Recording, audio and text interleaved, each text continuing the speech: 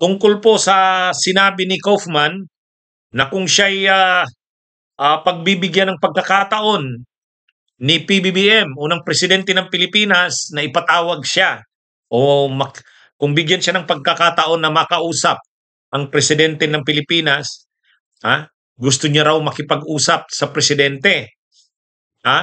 Ang dahilan, ipapakiusap niya raw na kukumbinsihin niya raw si PBBM na hindi naman si Duterte. Matanda na ito, sabi niya, he is an old man. Let him live out his life in peace, quietly, and don't interfere with him. Yan yung ano. Ito ay sinabi ni Kaufman sa interview sa kanya ng isang vlogger na DDS, no? Sabi ni Kaufman,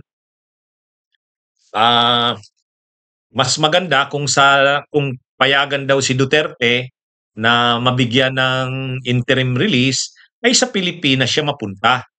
Pag napunta siya sa Pilipinas, ang hiling daw ni Duterte, doon siya sa Davao. Doon na lang siya sa kanyang lugar. Hindi naman daw ito tatakas, hindi naman daw ito magtatago. Gusto na lang daw ni Duterte mabuhay ng tahimik. Ang tingin niya daw kay Duterte ay matanda na, hindi naman daw na ito naghahangad ng kundi doon na lang manirahan sa lugar niya, mamuhay ng tahimik at payapa. Yan daw yung gusto niyang ipakiusap kay PBBM. Ang problema dito kay Kaufman, hindi niya yata kilala si Duterte. Hindi niya yata kilala si Duterte. Talagang ito si Kaufman, dalang-dala ng pambubudol ng Duterte. Ang nakita niya talaga kay Duterte, maamo, mabait, mahinahon, hindi marahas, peaceful na tao, matanda na ayaw nang makialam sa politika, na gusto niya na lang yung natitirang panahon ng buhay niya,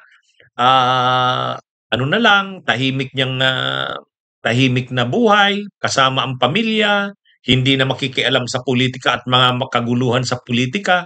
Yun yung parang ganun yung image ni Duterte para kay Kaufman. Nabubudol siya ni Duterte, hindi ganyan yan.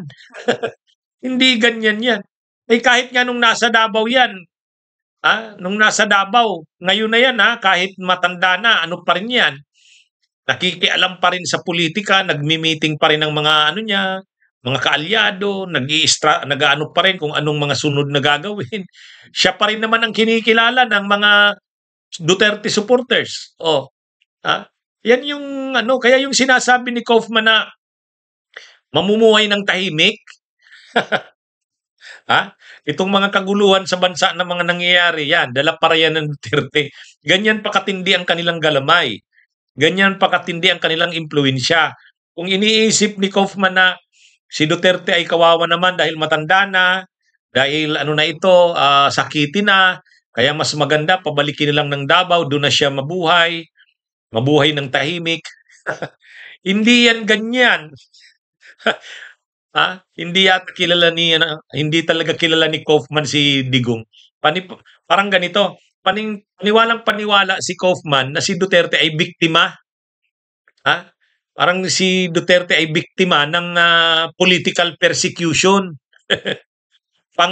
Panggigipit ng kalaban niya sa politika. Na si Duterte ay hindi totoo yung mga akusasyon sa kanya ng mga pagpatay sa war on drugs, gawa-gawa lang yon. Na si Duterte ay mabait, ayaw naman ng kaguluhan at karahasan, na ito ay gusto niya lang tahimik na buhay, kung mamatay man siya, doon na lang sa lugar niya, sa Davao. Ganun yung kumbinsido si Kaufman. Kaya lang, ang problema dyan, kung pagbigyan siya ng presidente ng audience, mapapaniwala niya naman kaya? Papaniwala niya si PBBM sa ganun. Kapag sinabi niya yan kay PBBM, pagtatawanan niya ni PBBM, katulad ng comment natin, hindi niya kilala si Duterte. Hindi naman maniniwala si PBBM na pag uwi ni Duterte, doon na lang siya sa Davao, mamumuhay siya ng tahimik. Hindi.